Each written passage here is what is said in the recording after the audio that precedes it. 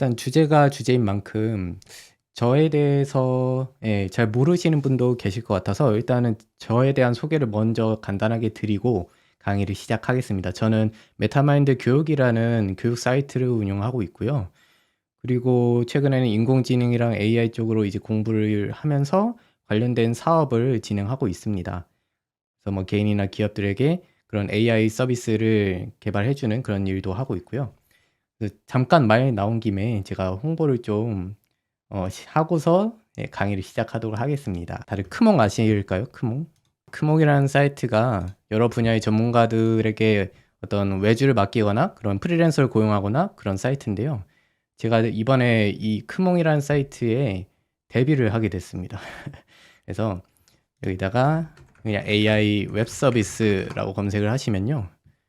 네, 여기 메뉴에 제가 나옵니다. 뉴메타 W라고 되어 있죠. 제가 지금 AI 관련돼서 웹 서비스를 제작해주는 그런 사업체 이름이 뉴메타 W입니다. 그래서 혹시라도 이제 AI 웹 서비스 제작에 관심이 있으신 분들은 저에게 맡겨주시면 감사하겠습니다. 그래서 여기에 이렇게 뭐 제작 사례도 올려놓았고요. 네, 한번 보시면 좋을 것 같아요.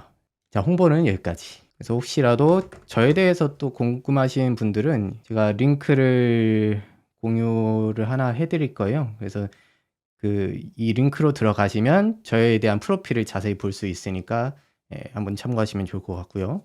자, 오늘 주제는 AI 시대에서 살아남는 방법에 대한 그 첫 번째 시간입니다. 그 첫 번째 주제로서 이제 AI 시대에 살아남으려면 AI를 잘 활용해야 되겠죠. 그래서 그 AI를 잘 활용하기 위한 기술인 프롬프트 엔지니어링에 대해서 알아보고자 합니다. 오늘 강의의 목차를 먼저 볼게요. 일단 첫 번째로 다들 아실 것 같긴 한데 챗 GPT가 무엇인지 간단하게 살펴보도록 하겠고요. 그다음에 이 프롬프트 엔지니어링이라는 것이 사실은 우리가 사용하는 그 AI의 특성을 제대로 이해해야만 그 원리를 파악할 수 있고 그걸 토대로 스킬을 발휘할 수가 있어요. 그래서 우리가 가장 많이 사용하고 있는 이 챗GPT의 작동 원리에 대해서 알아볼 겁니다. 자, 그다음에 본격적으로 이 프롬프트 엔지니어링에서 이 프롬프트가 도대체 어떤 녀석인지 그 정의에 대해서 간단하게 알아볼 거고요. 프롬프트 엔지니어링의 기초, 기본 원리, 그걸로 인해서 이제 파생된 여러 가지 스킬들, 기법들에 대해서도 자세히 말씀드릴 거예요. 예시를 통해서 최대한 재미있게 제가 준비를 해봤습니다. 그 다음에 마지막으로 우리가 뛰어난 프롬프트 엔지니어가 되려면 어떤 조건을 충족해야 되는지도 말씀을 드리려고 해요. 그리고 앞으로의 프롬프트 엔지니어의 전망까지도 저의 그냥 개인적인 주관적인 의견을 공유하고자 합니다. 챗 GPT가 무엇인지 간단하게 알아보겠습니다. 자, 챗 GPT는요. 일론 머스크 아시죠? 테슬라 CEO. 일론 머스크가 공동 창업한 오픈 AI에서 서비스하는 인공지능 챗봇 서비스예요. 물론 지금은 일론 머스크가 오픈 AI에서 나온 상태입니다. 뜻이 맞지 않아서 나온 상태고요. 그래서 지금은 거의 대립하고 있다고 말할 정도로 그런 상황이죠.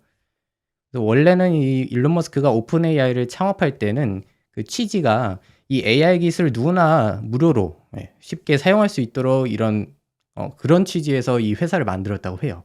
그런데 지금은 어때요? 이 오픈 AI가 사실 오픈이 아니라 클로즈드 AI라고 비판을 받기도 하죠. 그만큼 또 이윤 추구도 해야 되고 회사를 운영하려면 이윤 추구도 해야 되고 근데 또 그런 리서치 결과들, 연구 결과들을 원래는 발표를 해야 되는데 발표를 안 해요. 자기들의 그 원천 기술을 공유를 하지 않고 있기 때문에 여러 사람들이 개발자들이 클로즈드 AI라고 비판을 하고 있는 상황입니다. 자, 아무튼 이 챗 GPT는요. NLP라는 모델 중 하나인 GPT를 채팅 형식으로 파인 튜닝한 AI 말이 너무 어렵죠. 간단하게 설명을 드리면요. 이 NLP에서 N은 내추럴이에요. 그리고 L은 랭귀지. 그래서 우리말로 하면은 자연적인 언어란 뜻이죠. 그래서 줄여서 자연어라고 합니다. 자연어가 우리 사람이 하는 말을 내추럴 랭귀지, 자연어라고 하는 거예요. 그리고 여기 있는 이 P는 프로세싱. 그래서 자연어 처리를 영어로 줄여서 NLP라고 합니다. 그런 자연어 처리를 다루는 모델, 즉 그런 자연어 처리를 다루는 AI 모델을 이렇게 NLP 모델이라고 하는 거예요. 그래서 우리가 챗GPT를 사용할 때 어떻게 해요? 텍스트로 우리말, 우리가 인간이 사용하는 자연어를 입력해서 자연어로 답변을 받죠. 그래서 NLP 모델이라고 하는 겁니다. 그 중에서도 GPT라는 기술을 바탕으로 채팅 형식으로 만든 것을 이 챗GPT라고 하고요. GPT에 대해서도 조금 이따가 자세하게 설명드릴게요. 네. 이런 이 작동 원리를 알아야만 제대로 프롬프트 엔지니어링을 할 수가 있거든요. 그래서 좀 어려운 주제이긴 하지만 최대한 제가 재미있고 쉽게 뒤에서 설명을 드리겠습니다. 그 다음에 여기 이 파인 튜닝이라는 단어도 보이죠. 이건 뭐냐면요. 미세 조정이란 뜻이에요. 그러니까 기존의 AI가 있겠죠. 근데 기존의 AI는 이 채팅을 하도록 최적화되어 있지가 않았어요. 그래서 우리가 어떤 요구를 하면, 어떤 질문을 하면 엉뚱한 소리를 자꾸 하는 거예요. 그래서 이 GPT, 처음에는 원래 GPT-3를 가지고 이 GPT-3라는 모델이 우리가 질문했을 때 원하는 답변을 주지 않기 때문에 질문 답변 형식으로 파인 튜닝을 시킨 거예요. 예. 그러니까 말 그대로 튜닝이죠, 튜닝. 네. 네, 추가 학습을 시켜가지고 우리가 지금 접하고 있는 이러한 챗GPT의 질문 답변 형식의 서비스를 만들게 된 거죠. 자, 현재 기준으로는 GPT 3.5와 GPT 4 버전을 사용하고 있고요. 그리고 2021년까지의 데이터로만 학습되어 있습니다. 그래서 2022년부터의 데이터는 없기 때문에 우리가 뭐 최근의 사건이나 어떤 최근의 데이터를 질문하면은 그에 대한 답은 제대로 해줄 수가 없어요.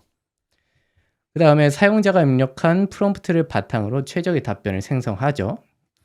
그리고 GPT 3.5는 이 1750억 개, 일단 먼저 이 GPT 3.5라는 숫자 보이시죠? 제가 처음에 GPT-3를 바탕으로 질문 답변 형식으로 추가 학습을 시켰다고 말씀을 드렸어요.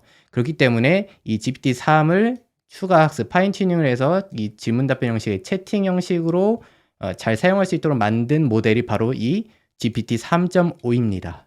이렇게 이해하시면 되고, 이 GPT 3.5 모델은 GPT-3랑 파라미터 개수가 똑같아요. 왜냐면 그냥 GPT-3를 기반으로 그냥 추가 학습만 시킨 것이기 때문에. 참고로 이 파라미터라고 하면은 자꾸 어려운 말이 나오죠. 최대한 쉽게 설명드리면 우리 인간의 두뇌에 있는 뉴런 뇌세포라고 생각하시면 돼요.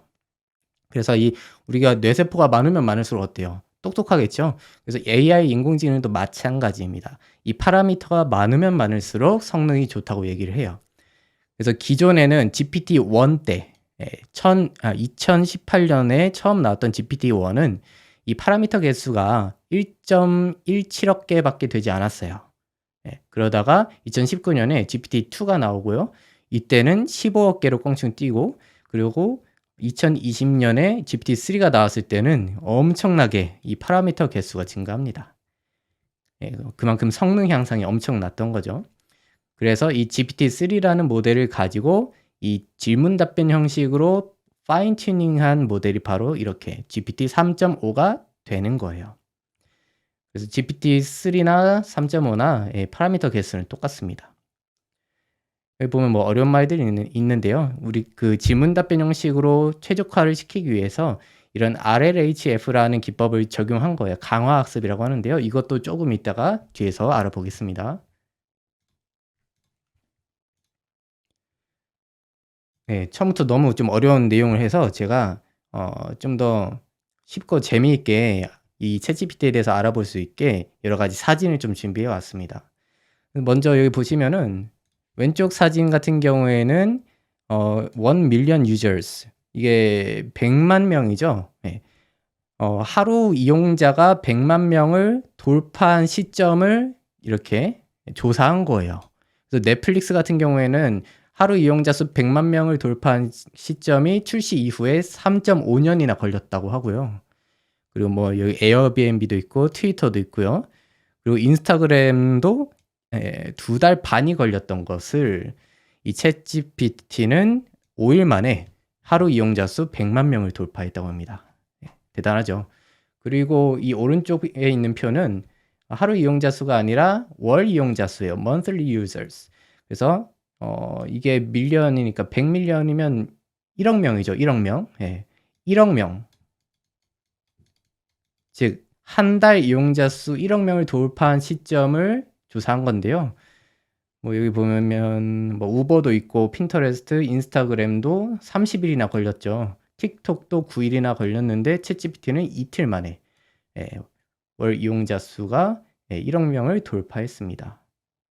아, 먼스죠, 먼스 여기. 2개월이 걸린 거죠, 그쵸? 이거는 9개월, 30개월. 자, 그래서 챗GPT가 이 세상에 나와가지고 이런 짤들이 돌아다니기 시작했어요. 여기 보시면 I'm a programmer. 나는 프로그래머입니다. 라고 이렇게 자기소개를 하는데, 그래서 어떤 프로그래밍 언어를 사용하냐 물어보는 거죠. 그랬더니 그 프로그래밍 개발자가 챗GPT라고 하는 거죠. 요즘은 진짜 안 쓰는 개발자가 없을 거예요. 모든 개발자가 다 쓴다고 할 수 있습니다. 그리고 기존에 이 오픈AI, 이 챗GPT를 만든 회사가 등장하기 전에 개발자들이 어떻게 일했나 보면은 개발자들이 일단은 코딩을 합니다. 2시간 동안 하는 거죠. 이렇게 고민을 하고 그런 다음에 실제 실행을 해보면 버그들이 막 발생해요. 그래서 그런 오류나 버그들을 처리하는 걸 디버깅이라고 하는데요. 버그를 고치는 거죠. 그게 오히려 이 코딩을 하는 것보다 훨씬 오래 걸려요. 그래서 이 6시간이 걸렸는데 지금은 어때요? 챗GPT가 나와가지고 이제 코딩을 할 일이 없어요, 사실은. 거의. 그래서 5분 만에 이 챗GPT가 알아서 만들어줍니다. 심지어 여기 사람이 없어요. 그냥 챗GPT가 만들어주니까. 그냥 엔터만 쳐놓고 뭐 커피 마시러 갔다 오는 거죠. 자, 그 다음에 그렇게 만들어준 코드를 실제 실행해보면 사실은 오류가 엄청 많이 나와요, 아직은. 그래서 이 개발자들이 디버깅을 하는데 24시간 이렇게 걸린다고 좀 과장돼서 표현하긴 했죠. 그래서 이제는 개발자들의 이런 업무의 뭐랄까 방식도 많이 이렇게 변화가 되었어요. 그래서 지금은 챗GPT한테 코드를 작성해 달라고 하고 그거를 검토하는 일이 사실상 주 업무가 됐다고 볼 수도 있습니다.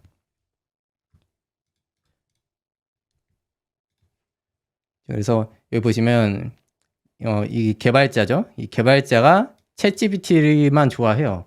여기 스택 오버플로우라는 것은 뭐냐면 그 개발자들이 서로 그 코드나 질문을 공유하는 질문 답변을 막 이렇게 달아주는 그런 우리나라로 치자면 개발자판 네이버라고 보시면 돼요. 지식인.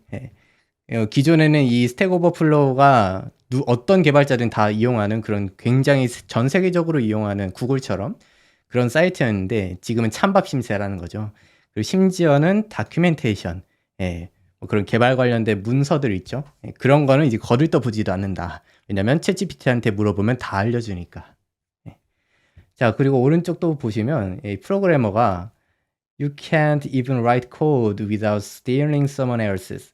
그러니까 너는 코드를 작성하지 못한다. 뭐 없이는 다른 사람의 코드를 훔치는 거 없이는 코드를 작성하지 못한다고 비판을 하는 거예요. 개발자가 이 챗GPT한테. 왜냐면 사실상 어때요? AI라는 게 기존에 사람이 다 작성해 놓은 그런 문서들이나 텍스트 혹은 코드들을 다 학습해가지고 그 결과를 내놓는 거잖아요. 그러다 보니까 이런 식으로 비판을 하는 거죠. 그랬더니 챗GPT가 Can you? 그러면 넌 그렇게 할 수 있니? 물어보는데 아무 말 못하죠. 왜냐면 개발자들조차도 사실은 구글링 다 검색을 해서 복사 붙여넣기 많이 하거든요. 사실 뭐 사람도 어떤 뭐 코드를 직접 작성한다고 할지라도 기존에 우리가 학습했던 데이터들도 결국엔 다 어때요? 기존에 있는 그런 데이터를 가지고 학습하는 것이기 때문에 뭐 인공지능이랑 우리 사람이 학습하는 거랑 다르다라고도 말을 하기가 좀 애매한 면이 있어요. 자, 이 짤도 재밌어요. 여기 보면은 딥러닝, AI가 학습하는 방식이죠. 머신러닝 중 한 방식인 딥러닝인데 이게 처음에는 이 strategy games like chess, 그리고 고는 바둑이에요, 바둑. 이 체스나 바둑 이런 게임들을 우리가 2016년에 알파고가 이런 게임들을 다 무찔렀죠. 이세돌과 그 알파고 사건은 누구나 다 기억을 하실 겁니다. 그 다음에 자 테스트, 그러니까 이런 거죠. 뭐 학교 시험 같은 거 혹은 학교 과제, 에세이 쓰는 과제 이런 것들을 다 대체하잖아요, 지금은. 대학생들이 이제 챗GPT를 이용해 가지고 에세이를 작성하는 게 또 사회적인 문제가 되고 있죠. 그리고 이제는 뭐예요? 크리에이티브 아트. 예. 예술. 뭐 그림도 그려주고 심지어 이제 동영상까지 또 그려주고 작곡도 하고 다 하니까요. 그래서 이런 식으로 예, 재미있게 표현을 한 모습이 인상적이네요. 자, 그리고 이것도 자, 기존의 other developers, 기존의 여러 개발자들이 여기 맨 왼쪽에 있고요. 그리고 개발자 중에서도 이 챗GPT를 이용해서 어떤 서비스를 만들어주는 그런 사람들이 있죠. 그래서 이 챗GPT를 이용해서 이 개발을 하는 사람이 예, 이 기존의 개발자들을 자르는 모습이 있고요. 그리고 맨 오른쪽에 챗GPT가 있습니다. 결국에는 예, 챗GPT가 최후의 승리자가 될 것이라는 뜻이죠. 자, 그리고 굉장히 유명한 뭐 개발자라고 해야 되나? 예, 트위터를 하시는 그런 인플루언서예요. 그래서 개발자들 사이에서 굉장히 유명하신 분인데 이분이 예, 한 명언이 있습니다. AI will not replace you. A person using AI will. 그러니까 AI가 당신을 대체하진 않을 것이다. 다만 그 AI를 사용하는 사람이 당신을 대체할 거라는 거예요. 예. 저는 이걸 보고 너무나 공감을 했습니다. 사실은 경제활동은 AI가 하는 게 아니죠. 경제활동 자체는 인간이 할 수밖에 없습니다. 예. 그렇기 때문에 AI가 사람의 모든 일자리를 대체할 수는 없어요. 다만 그 AI를 사용하는 잘 활용할 줄 아는 사람들이 기존 한 명이 있다고 하면은 기존에 AI를 사용하지 않는 사람 10명 이상을 대체할 수 있다는 거예요. 굉장히 무섭죠. 그만큼 그 일자리의 개수, 그러니까 직업이 사라지진 않을 거예요. 다만 그 직업 안에서의 일자리 개수가 상당 부분 줄어들 것이라는 거죠. 그래서 우리가 살아남으려면 어떻게 해야겠어요? 이 AI를 잘 활용할 수 있어야겠죠. 그 AI를 잘 활용하는 어떤 기법이라고 할까요? 그런 것을 프롬프트 엔지니어링이라고 부르고 있습니다. 그래서 오늘 주제가 그 프롬프트 엔지니어링에 대한 것이고요. 자, 이 밑에 있는 사진도 보시면 일단 여기 왼쪽에 using ChatGPT to grow their business or career. 그러니까 이 챗GPT를 나의 사업을 성장시키기 위해서 사용하는 사람들, 혹은 내 업무에 도움을 받기 위해 사용하는 사람이 이렇게 소수라는 거죠, 사실상. 나머지 대다수의 사람들은 어때요? Trying to trick ChatGPT. 이게 무슨 말이냐면 챗GPT랑 농담 따먹기 하는 거예요. 장난치는 거예요. 그러니까 트릭이 속이다죠. 그래서 챗GPT에 뭐 결함을 막 발견해내거나 아니면 막 어떻게든 우회하는 방법을 찾아보거나 장난치는 거죠, 말 그대로. 예.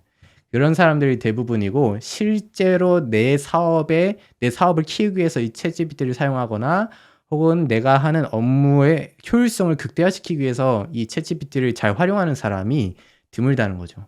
그래서 저는 제 성격, 제 MBTI가 INTP거든요. 그런 영향도 있는 것 같긴 한데 저는 정말 비주류입니다. 비주류.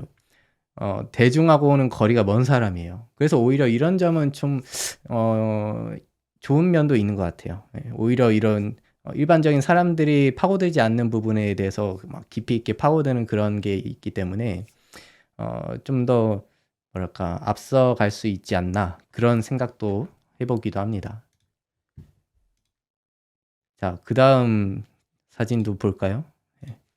머신러닝. 자, 머신러닝은 이제 AI를 학습시키는 그런 알고리즘이죠. 그런 방식이죠. 그래서 이 머신러닝이 도대체 뭔지 예, 많은 사람들이 약간 애매모호할 거예요. 그런 관련된 뭐 자료나 설명을 보더라도 굉장히 추상적이고 어렵습니다. 근데 이거를 사실상 까보면 굉장히 단순해요. 그냥 이거는 통계학이에요, 여러분. 조금 있다가 이 머신러닝이 왜 통계학 기반인지 자세하게 아실 거예요. 이해하게 되실 거예요. 그 다음에 머신러닝이 이렇게 알고리즘과 수학의 결합체라는 걸 또 표현하고 있죠, 이 사진에서. 예, 당연한 거예요. 사실 뭐 스태티스틱스, 통계학이 이 수학 안에 들어가 있겠죠. 자, 그래서 우리가 이런 AI를 잘 활용하기 위한 그런 프롬프트 엔지니어링을 잘 하려면 우리가 사용하는 AI를 잘 이해해야만 합니다. 예. 그래서 우리가 사용하는 지금 가장 많이 사용하는 AI가 사실상 챗 GPT잖아요. 그래서 그 GPT가 도대체 뭔지, 어떻게 돌아가는지를 먼저 살펴볼게요. 제가 아까 NLP라고 했어요. NLP. 여기 있네요. NLP. 자연어. 네. 이 챗 GPT라는 녀석은 자연어. 우리가 인간이 사용하는 언어를 처리하는 AI 모델이에요. 예를 들면 이런 거죠. 우리 사람이 이 AI한테 질문을 던져요. 그러면 이 AI가 그거를 understanding, 이해해야겠죠. 그 입력받은 프롬프트를 그 AI가 이해하고 그 지시받은 사항을 잘 처리를 해가지고 정확한 답변을 내주게 됩니다. 그래서 여기 보면 NLG라고 돼 있죠. Generation, 자연어를 생성한다라는 뜻이에요. 우리가 챗GPT한테 어떤 질문을 하면 그에 대한 답변을 만들어주죠. 그 뜻입니다. 그래서 이 NLP, 자연어 프로세싱은 이러한 과정을 거치게 돼요. 이렇게. 자, 그래서 우리가 챗 GPT라고 할 때, 뭐, 챗은 무슨 뜻인지 다 아시겠죠? 채팅을 한다라는 뜻이고, 그 뒤에 붙는 GPT가 뭔지를 알아야 돼요. 그래야만 우리가 제대로 된 프롬프트 엔지니어링을 할 수가 있습니다. GPT의 그 뜻은 뭐냐? Generative Pre-trained Transformer라는 뜻인데, 이게 우리말로 하면 Pre-trained, 여기부터 읽어요. 사전 훈련된 이란 뜻이죠. 그리고 generative는 생성이란 뜻이죠. 변환기는 AI의 데이터베이스가 우리 사람 언어로 저장이 되어 있진 않겠죠. 당연히. 그게 사실은 벡터화라는 걸 통해서 그 벡터 데이터로 저장이 되어 있는데 그거를 우리 자연어로, 사람 언어로 처리하는 과정이라고 생각하시면 될 것 같아요. 단순하게는. 그래서 변환해 준다라는 뜻이죠. 그런 기존의 벡터 데이터를 우리 사람 인간의 언어로 변환해 준다. 그래서 이 GPT라는 것은 다시 말씀을 드리면 미리 사전에 훈련된 언어, 그러니까 자연어죠. 인간이 말을 하는 그런 자연어를 생성하는 변환기다라고 이해하시면 되겠습니다. 그래서 이 자연어를 생성하는 그런 메커니즘이 있는데요. 먼저 두 가지 방식이 있는데 얘는 빈칸 채우기예요. 이 오토 인코딩이라는 이 방식은 빈칸 채우기. 즉 우리가 어떤 문장을 만들어 갈 때 예를 들어서 나는 여기 빈칸을 뚫어 놓고요. 갔다 라고 하면 이 빈칸에 어떤 단어가 와야 될까요? 뭐 여러 가지가 있겠죠. 학교에 갔다. 그렇죠? 뭐 직장에 갔다. 아니 집에 갔다. 여러 가지 단어들이 올 수 있어요. 그래서 이런 식으로 학습을 시키는 게 이 오토 인코딩 방식이고요. 근데 이 챗 GPT는 이 방식이 아니라 이 오토 리그레시브 방식이에요. 얘는 뭐냐면 이렇게 중간에 빈칸이 아니고 순차적으로 빈칸을 생성해 나가는 거예요. 그러니까 예를 들어서 나는 다음에 그 다음에 올 단어가 뭐가 있지라고 AI가 생각을 하는 거죠. 그러면 나는 뭐 예를 들면 집에 라고 생성을 할 수 있겠죠. 자, 그다음 집에까지 만들었으면 나는 집에 그 다음에 올 단어가 뭘까라고 또 고민을 하는 거죠. 이런 식으로 순차적으로 그 다음 단어를 생성해 가는 거를 오토 리그레시브 방식이라고 해요. 얘가 바로 GPT예요. 그래서 생성이잖아요. 생성. 그렇죠? 자, 그래서 우리한테 익숙한 좀 예제를 보면은 사실 이런 거죠. 우리 카톡 같은 거 하게 되면 이렇게 입력을 하다 보면 얘가 알아서 자동 완성을 시켜주죠. 그 단어를 우리가 사자만 입력하더라도 그 다음에 올 글자 실, 뭐 진, 뭐 사진, 은 이런 식으로 자동 완성을 시켜준단 말이에요. 이런 게 어떻게 보면 그런 GPT 방식이라고 이해하시면 될 것 같아요. 그래서 여기도 보시면은 my 첫 번째 단어가 오고 그 다음에 올 단어가 뭔지 추론을 하는 거예요. 이 애가 my 다음에는 뭐 name이 올 확률이 높겠구나. 자, 여기서 확률 개념이 나오는 거예요. 이때 my 다음에는 name이라는 단어가 올 확률이 제일 높은 거죠. 그 다음에 my name까지 만들었어요. 그럼 my name 다음에는 어떤 단어가 올 확률이 제일 높을까 했을 때 is라는 단어가 가장 확률이 높구나 해서 my name is라고 또 만들어내는 거예요. 그 다음에 my name is 다음에는 주로 이름이 나오겠죠. 그래서 이름 중에서도 가장 확률이 높은 걸 또 이렇게 만들어내는 거죠. 여기까지 잘 따라오시죠? 만약에 이해가 안 되는 부분이 있으시면 언제든 채팅창에 꼭 질문을 해 주세요. 자, 그래서 이걸 보세요. 그러니까 GPT가 있어요. 이 GPT라는 모델이 우리가 사람이 이렇게 인풋을 주면은 그다음에 올 단어를 하나씩 만들어내는 거예요. 그래서 처음에 이 인풋이 왔을 때 A라는 글자를 생성했죠. 그러면 이게 다시 인풋으로 들어가요. 그다음에 A 다음에 올 단어를 또 생각해내는 거죠. 그다음 로봇이라는 단어가 올 것 같아, 확률적으로. 그러면 이 로봇이라는 단어를 또 만들어내고 그걸 또다시 인풋으로 집어넣어요. 그러면 A 로봇까지 완성이 됐죠. 그런 다음에 A 로봇 다음에는 메이라는 단어가 올 것 같아 해서 또 생성을 해가지고 또 그거를 다시 또 인풋으로 넣고 이런 방식이에요.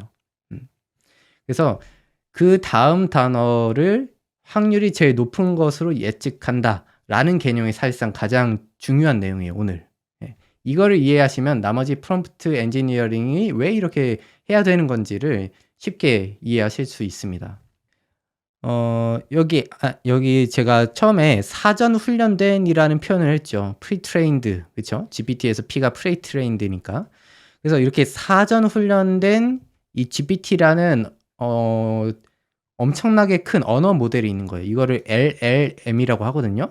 즉 large scale, 엄청나게 큰 large scale language model이라고 해서 LLM이라고 합니다. 이런 GPT와 같은 큰 언어 모델을. 그래서 이렇게 사전에 굉장히 큰 데이터를 가지고 이 자연어, 우리 인간이 쓰는 자연어를 학습시킨 이 GPT라는 모델이 있어요. 그럼 이 모델을 사실 이렇게까지만 만들어 놓고 우리가 어떤 프롬프트를 입력하잖아요. 그러면 우리가 지금 사용하고 있는 챗 GPT처럼 대답을 해주지가 않았던 거예요. 어떻게 했어요? 이렇게. 그냥 우리가 예를 들어서 보세요. 예를 들어서 이 GPT한테 이렇게 질문을 해본다고 가정해 볼게요. 오늘이 무슨 날이야? 라고 질문을 만약에 해본다고 그냥 가정해 볼게요. 우리가 지금 쓰는 챗 GPT는 어때요? 우리가 지금 쓰는 챗 GPT는 오늘이 무슨 날이야? 라고 물으면은 오늘의 그 날짜 데이터를 가져와서 답변을 오늘은 어떤 몇 월 며칠이고 또 오늘은 어떤 기념일이고 뭐 이런 식으로 대답을 해주는 게 맞겠죠. 물론 지금은 그 최신 데이터를 갖고 있지 않기 때문에 실시간 연동이 안 되기 때문에 그게 되진 않아요. 근데 기존의 이 원래의 GPT 모델 같은 경우에는 오늘이 무슨 날이야? 라는 질문을 하면요. 그냥 그에 대한 답변을 해주는 게 아니고요. 그 다음에 올 단어를 계속 생성해 주는 거예요. 예를 들면 이렇게 하는 거예요. 오늘이 무슨 날이야? 라고 지나가던 남자가 말했다. 뭐 이런 식으로. 그 다음에 올 단어들 확률적으로 가장 높은 게 어떤 단어인지를 쭉쭉쭉쭉 생성해 나가는 거예요. 그래서 사실 이거를 어디다 써먹어요. 그쵸? 그래서 이 오픈 AI에서 그렇다면 이 GPT라는 큰 언어 모델을 가지고 우리가 어떤 질문을 했을 때 그에 대한 원하는 답변을 얻기 위해서 튜닝을 시켜야겠다. 그래서 이 파인 튜닝이라는 개념을 적용시킵니다. 파인 튜닝. 그러니까 쉽게 말하면 기존의 GPT가 우리가 원하는 대로 작동을 하지 않기 때문에 우리가 원하는 대로 작동시키기 위해서 좀 수정을 해준다라는 뜻이에요. 추가 학습을 해준다. 그래서 보면은 수만 개의 데이터셋을 추가 학습을 시키고요. 여기에 뭐 여러 가지 텍스트도 있고 심지어는 프로그래밍 언어들도 있습니다. 그 다음에 또 이런 우리가 사람이 질문을 했을 때 원하는 답변을 출력해낼 수 있도록 질문 답변 형식의 데이터도 또 학습을 시켜요. 이때 뭐 지도학습이라는 개념도 사용하고 뭐 RLHF라는 개념도 사용한다고 했는데 뭐 이거에 대해서는 자세하게 아실 필요는 없고요. 그냥 간단하게만 설명을 드리면 지도학습이라는 것은 사람이 정답을 알려주는 거예요. 그러니까 예를 들면 질문을 하죠. 우리가 어떤 질문을 했을 때 이 질문을 하면은 이런 식으로 답변을 해줘야 돼 라고 그냥 답을 주는 거예요. 사람이 직접. 그래서 원래 초기에 이 챗GPT가 만들어질 때는 사람의 노동력이 엄청나게 많이 들어갔어요. 뭐 40명의 그 라벨러들이 하나하나 또 답변 작성도 해주고 그걸 또 평가도 하고 그리고 그 대중들에게 크라우드 소싱을 받아가지고 질문 답변 형식을 만들기도 하고 그런 식으로 했다고 해요. 그렇게 질문 답변 형식으로 지도 학습을 한 다음에 그 지도 학습된 것을 바탕으로 또 이번에도 사람이 그 대신에 사람이 직접 이제는 그 질문에 대한 답변을 생성하지는 않았고요. 그 질문을 넣었을 때 이 모델이 그 학습한 걸 토대로 답변을 생성해 주겠죠. 근데 아직은 완벽하지가 않았어요. 그래서 그 답변을 생성을 여러 개를 시켜요. 한 6개 정도를 답변을 같은 질문에 대해 6개 정도의 답변을 생성을 해 주고 그 6개 중에 어느 게 가장 완벽한 답변인지 좋은 답변인지 사람이 순위를 1번부터 6번까지 매기게 하는 거예요. 이렇게 한 이유에 대해서까지 설명하면 너무 깊게 들어가니까 넘어갈게요. 아무튼 그런 식으로 이 RLHF, 즉 여기 보면 Reinforcement Learning from Human Feedback이죠. 그러니까 사람이 피드백을 줘가지고 직접 강화학습을 했다는 뜻이에요. 더 좋은 점수의, 그러니까 좋은 순위 1번부터 6번 중에 1번이 가장 좋은 답변이겠죠. 그런 답변 위주로 생성을 해주도록 그 답변에 더 높은 점수를 주는 거예요. 계속. 그런 식으로 강화학습을 돌리는 거죠. 반복해서. 그렇게 되면 어떻겠어요? 그러면 나중에 우리가 질문을 했을 때 그에 대한 그 답변을 생성하기 위해서 이 AI가 기존에 이 강화학습을 통해서 학습된 그 답변들 중에서 그 답변을 쭉 이제 만들어 나가겠죠. 한 단어씩. 원래는 토큰 단위로 이걸 생성을 하는데 그건 너무 어려우니까 그냥 단어라고 할게요. 정확히는 토큰 단위로 이렇게 생성을 하는데 그렇게 단어를 생성해 나갈 때 우리가 사람이 직접 점수를 준, 즉 확률을 높이는 거예요. 말 그대로. 그 다음 단어가 어떤 단어가 올지 그 확률을 높여준 거를 토대로 그 제일 높은 단어를 생성해 나가는 거죠. 그렇게 해서 우리가 사람이 원하는 답변을 출력할 수 있도록 이렇게 강화학습을 시킨 거예요. 그래서 이 부분에 대해서는 너무 좀 전문적으로 들어가는 거니까 그냥 넘어갈게요. 그래서 이 RLHF에도 이렇게 뭐 SFT, RM, PPO라는 이 세 가지 단계로 강화학습을 하는데 이건 넘어가겠습니다. 이렇게 처음 챗GPT가 나왔을 때는 그때도 아직은 완벽하지 않았어요. 어떤 문제점이 있었냐면 이런 식의 문제점이 있었던 거예요. 조선왕조 실록에 기록된 세종의 맥북 던지기 사건에 대해서 설명해 달라고 하면요. 사실 조선왕조 실록에 기록된 세종의 맥북 던지기가 어디 있어요. 그렇죠? 근데 실제로 이런 사건이 있었던 것처럼 얘가 소설을 써내요. 왜 이런 일이 발생하겠어요? 아까 인간이 그 강화학습을 했다고 했죠. 그래서 어떤 질문이든 간에 답변을 이런 식으로 생성하도록 학습이 된 거예요. 이 챗GPT가. 그래서 자기 데이터에 없는 그런 내용이라고 할지라도 어떻게든 답변을 생성을 이렇게 해주는 거예요. 초기에, 챗GPT 초기에. 그래서 이런 문제점이 있었어요. 자, 근데 지금은 이게 많이 보완이 됐죠. 자, 일단은 그 보완이 어떻게 되는지 보기 전에 자, 이렇게 답변을 거짓으로 만들어서 생성해주는 원리가 뭐겠어요, 그러면? 확률이, 그러니까 그 다음 단어를 계속 이렇게 만들어낸다고 했죠, 이 AI가. 그러면 그 다음 단어를 만들어낼 때 이 입력된 프롬프트를 기반으로 이 가장 다음에 올 단어로 확률이 가장 높은 거를 계속 연속적으로 만들어내는 거예요. 이해되시죠? 네. 그래서 설령 이에 대한 내용이 없다고 할지라도 뭐 예를 들어서 조선 왕조에 가장 가까운 단어를 그 다음 단어로 만들어내고 뭐 이런 식으로 그와 그 내용에 관련된 가장 높은 확률의 단어를 계속해서 써나가는 거죠. 이렇게 확률적으로만 이 강화학습을 시키다 보니까 이런 문제점이 발생한다. 그러면 이걸 어떻게 보완할 수 있을까? 그래서 이 GPT-4, 지금은 GPT-4가 나왔죠. 이 4 버전에서는 만약에 이 데이터베이스에 없는 내용에 대해서 질문을 하면 제대로 이렇게 그 막 거짓으로 답변을 생성을 해내지 않도록 또 추가 학습을 시킨 거예요. 그러니까 기존에는 그 확률적으로만 그 다음에 올 단어를 가장 잘 생성하도록 학습이 되어 있었다면, 근데 그렇게 했더니 어떤 문제가 있어요? 이 실제 사실이 아닌데도 사실인 것처럼 이렇게 막 만들어내니까 그러면 이 좀 더 많은 데이터를 주고 더 많은 데이터를 주고 그 데이터 속에 이게 없는 내용이라면은 이렇게 답변을 해라 라고 추가 학습을 시키는 거죠. 이해가 되시죠? 그래서 이제는 이렇게 답변을 하더라고요. 세종의 맥북 던지기 사건에 대한 정보는 제가 가지고 있는 데이터베이스에 없습니다. 제 지식은 2021년 9월까지의 데이터를 바탕으로 합니다.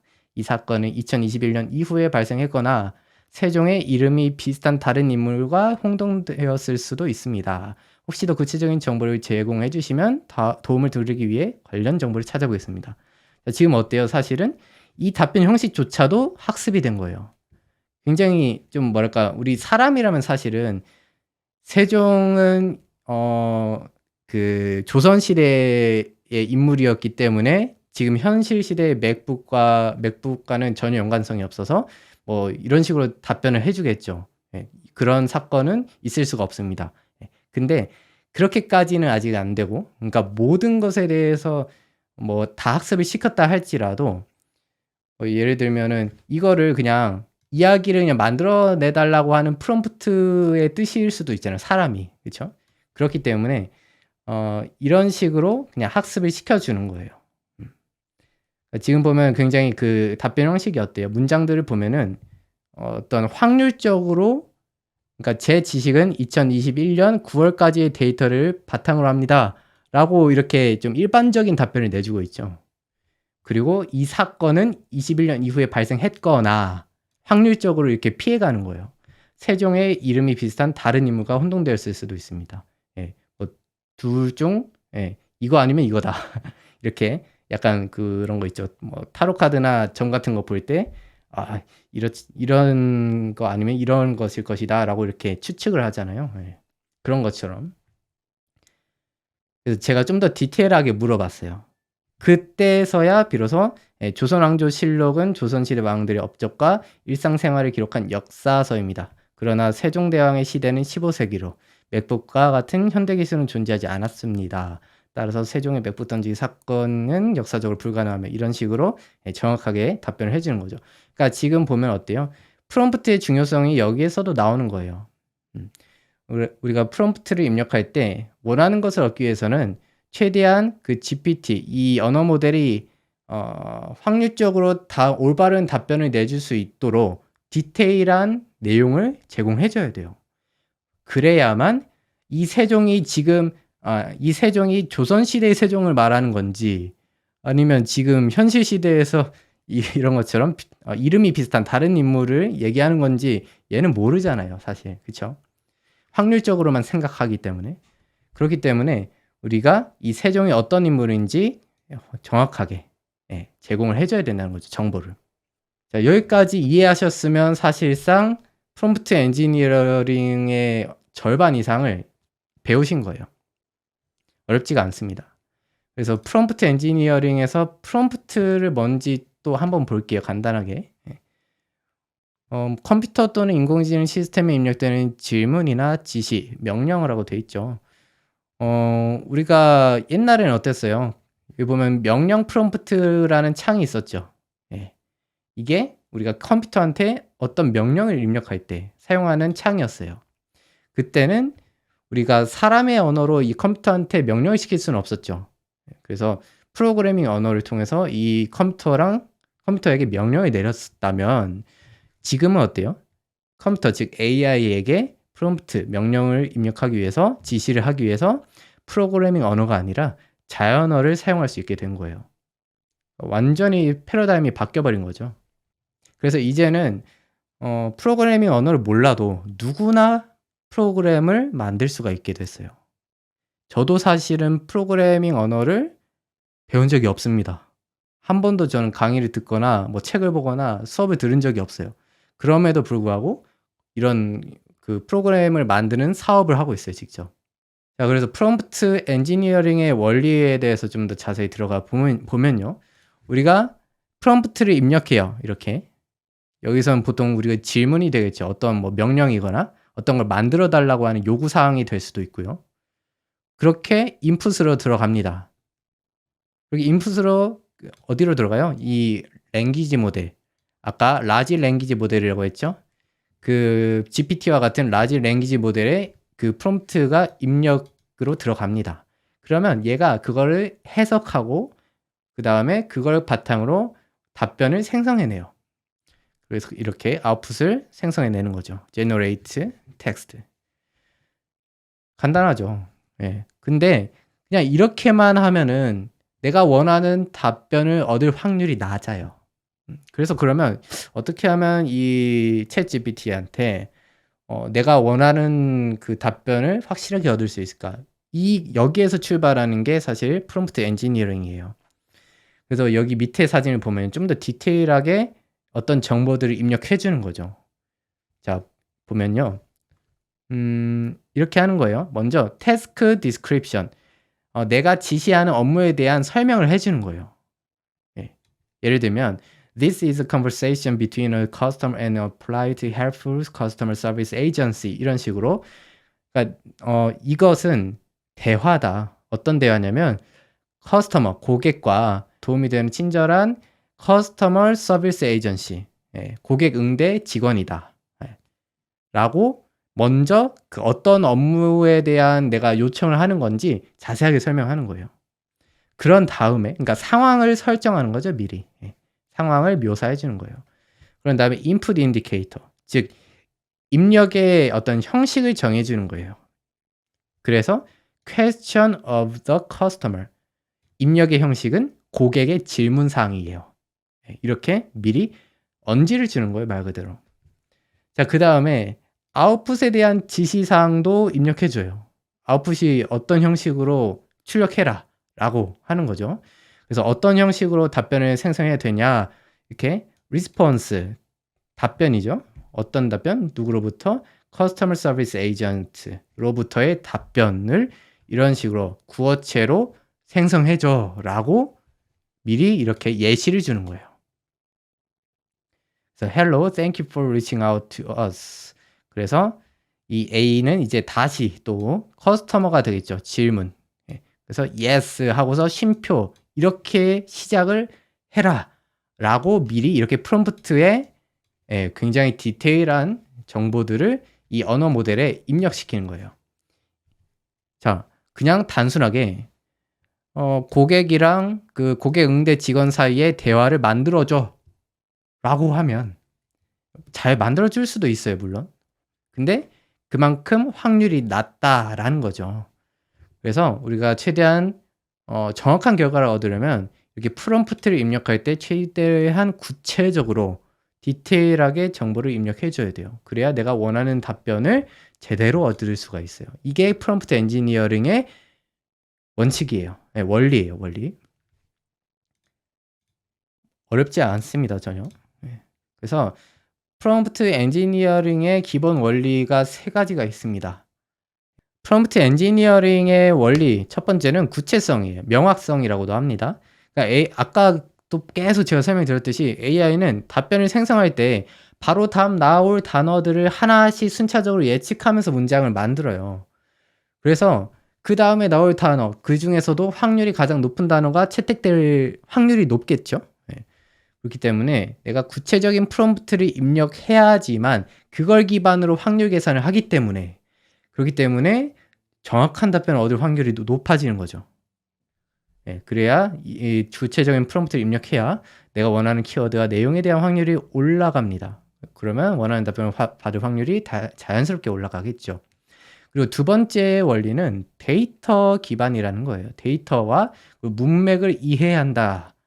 그 원리예요. 그러니까 AI는 입력된 데이터만을 가지고 답변을 생성할 수가 있어요. 네, 혹은 그 사용자가 입력한 프롬프트를 기반으로 문맥을 이해해서 답변을 만들어냅니다. 따라서 프롬프트를 작성할 때도 이를 고려해서 내가 원하는 답변이 이 AI 데이터베이스에 존재할까를 먼저 생각을 하셔야 돼요. 그러니까 예를 들어서 아까 제가 챗GPT가 2021년도까지만의 데이터를 갖고 있다고 말씀드렸죠. 그래서 만약에 내가 원하는 답변이 그 이후에 나온 어떤 최신 이론이나 어떤 사건이라고 한다면 애초에 이걸 챗GPT한테 물어보는 게 잘못된 거죠. 그렇기 때문에 내가 지금 사용하는 이 AI의 특성을 명확하게 이해하고 사용하셔야 돼요. 그래야 내가 원하는 답변을 얻을 수가 있겠죠. 그리고 마지막으로 알고리즘을 생각하셔야 됩니다. 그러니까 아무리 구체적으로 프롬프트를 입력한다고 할지라도 한꺼번에 너무 복잡하고 많은 내용을 입력하면요, 얘가 이상하게 답변을 하는 경우가 많아요. 복잡한 요청일수록 일단 나의 그 요청에 대한 그 알고리즘을 먼저 생각을 하시고요. 그러니까 알고리즘이라는 건 쉽게 말해서 내가 해결하고자 하는 문제의 어떤 절차를 의미해요. 과정. 그 과정 하나 모든 그 절차, 그러니까 모든 내용을 한꺼번에 입력하는 게 아니라 그 알고리즘 속에 하나의 절차씩 순차적으로 얘한테 태스크를 집어넣어 주면 기가 막히게 좋은 답변을 생성해 줍니다. 조금 이따가 그 예시를 같이 보여드릴게요. 그래서 내가 원하는 문제 해결이나 목표를 먼저 알고리즘화해서 분석하고 심플하게 다듬는 과정이 필요해요. 예. 그래서 처음에는 이게 어렵기 때문에 종이 같은 거 있죠. 빈 종이. 예, 거기에다가 그냥 적어 보세요. 그런 과정들. 내가 뭔가 구현하고자 하는 어떤 뭐 프로그램이 있다. 그럼 그 프로그램을 구현하기 위해서 어떤 게 필요할까? 하나씩 다 적어 보는 거예요. 브레인스토밍 해 보는 거예요. 그러면서 마인드맵을 만들듯이 혹은 뭐 도표를 만들듯이 그런 알고리즘을 완성해 나가는 거죠.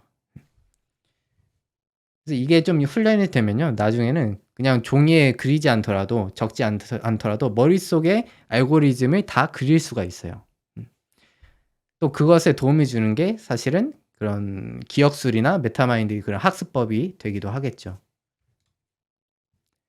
자, 이제 프롬프트 엔지니어링 기법들을 제가 총 3가지를 알려드릴 거예요. 예. 물론 이 3가지보다 훨씬 많겠죠. 많은데 실제로 우리가 가장 많이 사용하게 될 3가지를 간추려서 오늘 알려드릴 거예요. 그중에 가장 첫 번째는 퓨전 러닝이라는 건데요. 얘는 그냥 어려울 거 없어요. 여기서 퓨는 몇몇체라는 뜻이죠. 예. 그리고 샷은 어떤 예시라고 생각하시면 돼요. 그러니까 몇몇체 예시를 미리 주는 거예요. 여기 보면 예시를 통한 학습이라고 되어 있죠. 예, 같은 말이에요. 퓨전 러닝이랑. 그래서 예를 들면 이렇게 하는 거죠.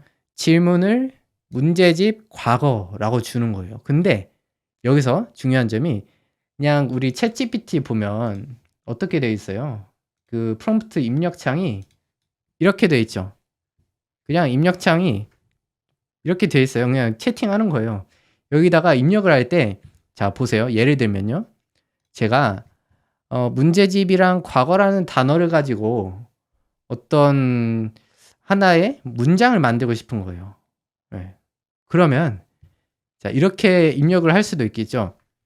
문제집, 과거 두 단어를 이용해서 하나의 문장을 만들어줘라고 할 수도 있어요. 이렇게 그냥 입력해 볼까요? 자, 그러면 문제집 과거를 이용해서 나는 오늘 수학 문제집을 사러 과거에 다녔던 서점에 갔다. 이렇게 잘 만들어줄 수도 있어요. 근데 그렇지 않을 확률도 있기 때문에 우리가 그런 확률을 더 높이기 위해서 미리 예시를 학습시켜 주는 거예요. 어떻게? 이런 식으로 할 수 있어요. 자, 여기 보시면 이렇게 그냥 이 자체를 프롬프트로서 입력해 주는 거예요. 그냥 복사해서 얘한테 붙여 넣을게요. 자, 이런 식으로. 자, 지금 보면은 어떤 식으로 지시사항을 입력하진 않았어요, 지금. 그쵸? 문제집, 과거 이런 2개의 단어를 가지고 하나의 문장을 만들어 줘라는 요구사항을 입력하지도 않았죠. 근데 그냥 이런 식으로만 입력하면 어떻게 될까요? 네, 똑같이 잘 만들어 줍니다. 이게 퓨샷 러닝이에요. 그러니까 예시를 통해서 학습하고 그다음 답변을 만들어 주는 거예요. 그래서 우리가 그냥 단순하게 어떤 지시사항을 말로써 설명하는 것보다도 거기에 더해서 이렇게 퓨샷 몇 가지의 예시를 함께 첨부해 주면 훨씬 좋은 답변을 얻어낼 확률이 높아져요. 제로샷 러닝 이거는 아무런 예시 없이 그냥 지시사항만 입력하는 거죠. 그냥 원샷 러닝 이거는 하나의 예시만 입력하는 거예요. 그 다음에 퓨샷 러닝 보통 2-3개 이상의 예시를 입력하는 게 퓨샷 러닝이라고 해요. 이런 식의 이런 용어들이 있다는 것만 아시면 될 것 같아요. 그냥 용어가 중요한 게 아니라 우리가 그 AI한테 미리 예시를 학습시켜 줌으로써 좀 더 좋은 양질의 답변을 얻을 수 있다라고 이해하시면 좋습니다.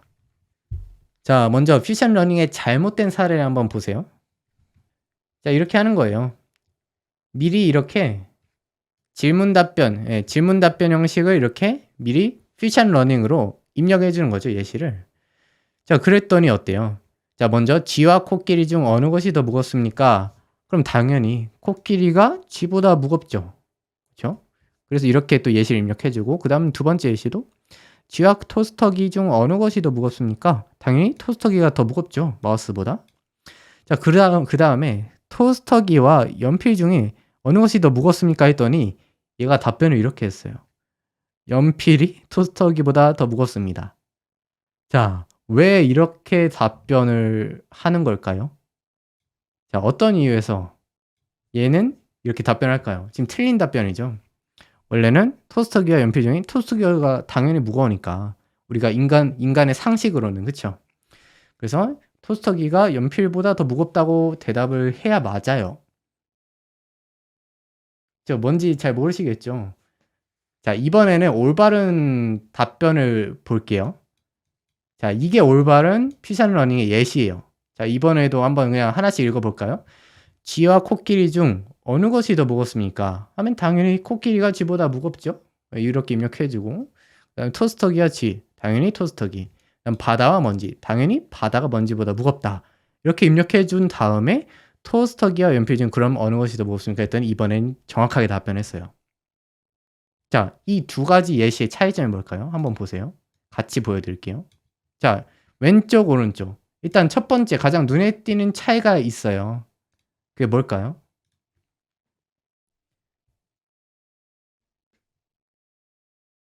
그쵸. 퓨전 러닝. 예시가 오른쪽이 하나가 더 많죠. 예. 그것도 아주 좋은 차이점이에요. 그러니까 예시가 많으면 많을수록 보다 명확해지겠죠. 이 AI가 어떤 식으로 답변을 해야겠다.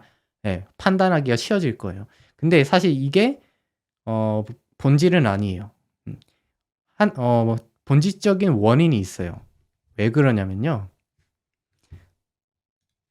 자, 여기 보시면 먼저 잘못된 사례를 볼게요. 얘가 보면은, 그러니까 자, 이거예요.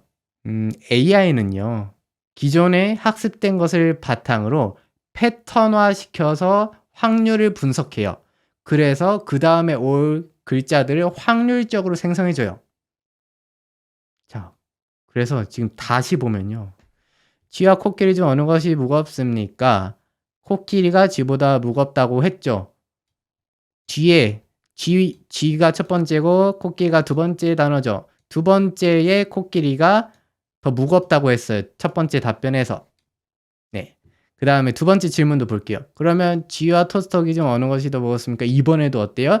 뒤에 있는 단어가 더 무겁다고 했어요. 자, 이 AI는 그럼 이렇게 생각할 수 있는 거예요. 네, 그쵸. 뒤에 오는 단어가 A와 B라고 하면요. 네, 그러면 뒤에 오는 B 단어가 A보다 더 무겁다고 해야 되는구나 라고 패턴을 인식하는 거예요. 그러니까 어때요? 네, 뒤에 오는 연필이 토스터기보다 더 무겁다고 이렇게 말해 주는 거예요.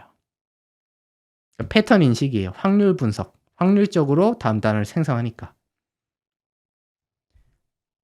자, 그래서 퓨전 러닝을 어떻게 해야 될지 좀 감이 오시겠죠? 최대한 애매모호하지 않게 디테일하게 이런 패턴도 고려해 가면서 입력을 해 줘야 돼요.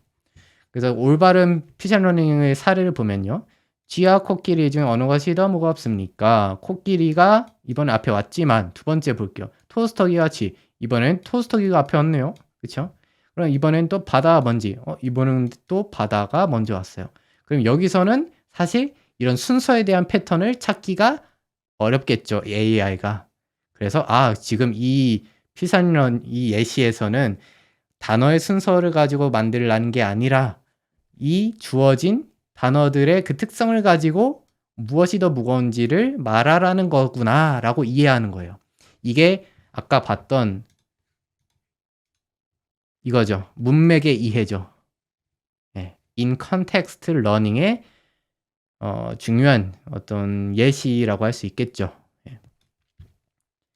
그러니까 이 AI는 문맥상에서 그 패턴을 찾거나 그 이해를 통해서 답변을 생성해 주는 거예요. 근데 그렇게 답변 생성해 줄 때 그런 데이터를 기반으로 가장 확률이 높은 거를 선택하는 거예요. 자, 이런 게 이제 퓨샷 러닝이라고 하는 거고요. 그다음 두 번째 엔지니어링 기법은 정보 제공 및 답변 조건을 지정해 주는 거예요. 예. 자, 이건 뭐냐면 아까 제가 설명드렸듯이 그냥 단순한 지시사항만 입력하는 게 아니라 어떠한 뭐 예를 들면요.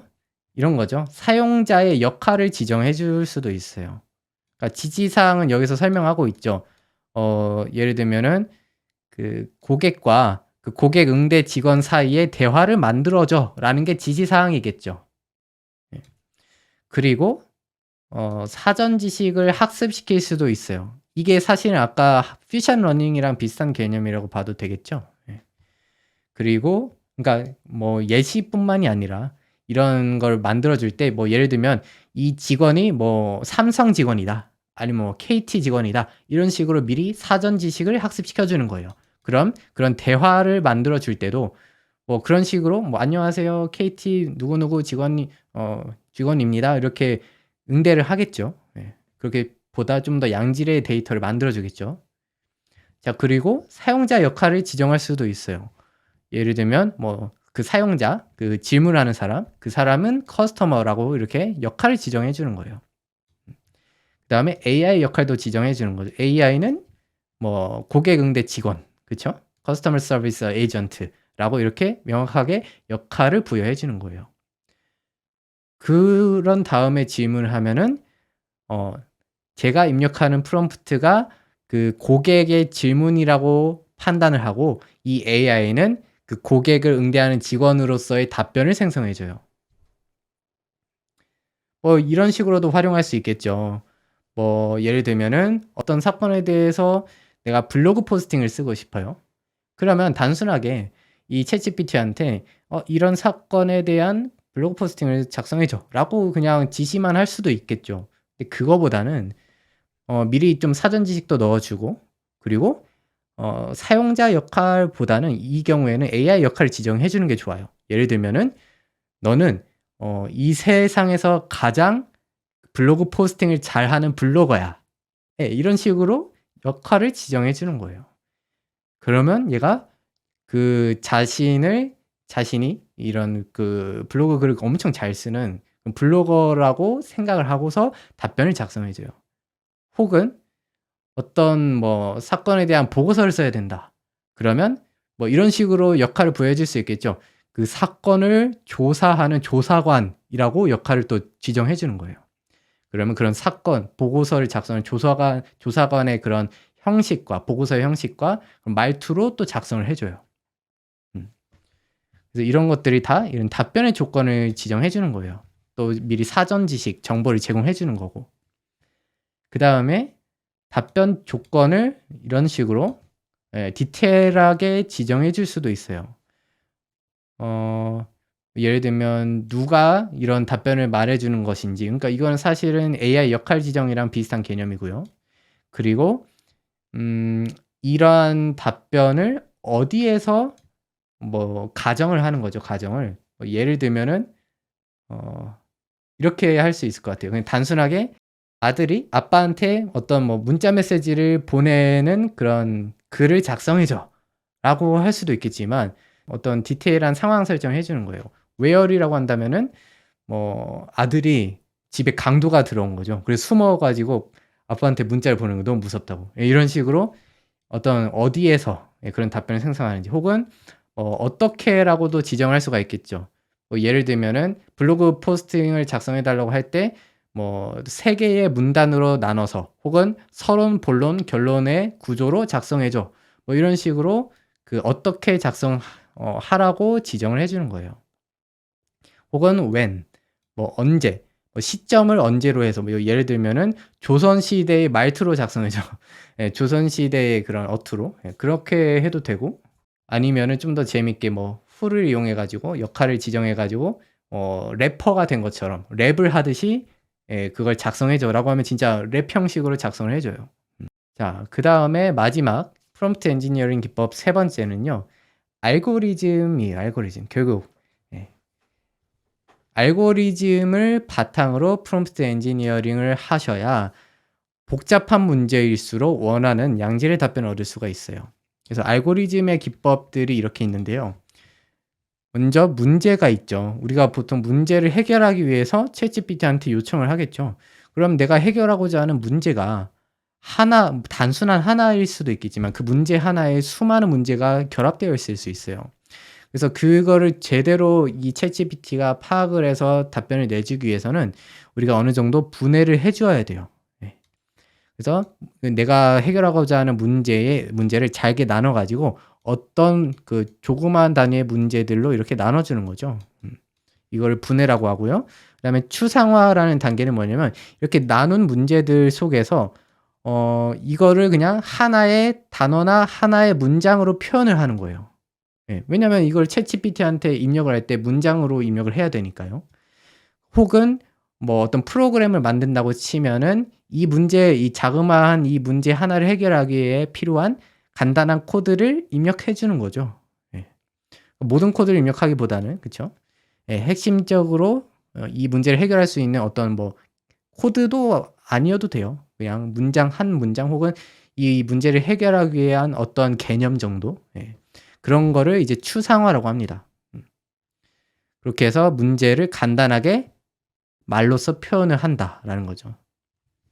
그다음에 패턴 인식이 있어요. 예를 들면 이렇게 잘게 쪼갠 문제들이 여러 개가 있는데 얘네들 간에 또 공통점이 있겠죠. 그러면 그 공통점이 있는 문제들끼리 서로 결합을 해 주는 거예요. 그러면 좀 더 이 문제들이 합쳐지겠죠. 예. 그런 식으로 패턴 인식을 통해서 우리가 해결해야 될 문제를 좀 더 효율적으로 만들 수가 있어요. 이런 이 세 가지의 이 과정을 통해서 알고리즘을 결과적으로 만들어낼 수 있다는 거죠. 그래서 이걸 바탕으로 이러한 표 형식의 이런 식으로 그 진행도 형식의 알고리즘을 짤 수가 있습니다.